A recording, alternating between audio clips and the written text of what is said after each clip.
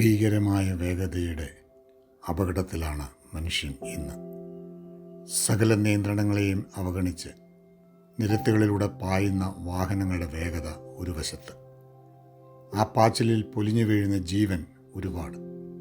എന്നാൽ മനുഷ്യജീവിതം ആർജിച്ചിരിക്കുന്ന വേഗത അതിനേക്കാൾ 10 മടങ്ങ് അപായകരമാണ്.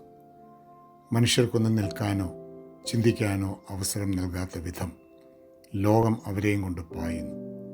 ചിന്തിക്കാൻ അനുവദിച്ചാൽ അവരെ കൈവിട്ടു പോകുമെന്ന് ഭയപ്പെടുകയാണ് അധീശ ശക്തികൾ. ടി വിയിലെ ബ്രേക്കിംഗ് ന്യൂസുകൾക്ക് പോലും നിമിഷങ്ങളുടെ ആയുസല്ലേ ഉള്ളൂ സ്നേഹിതരെ.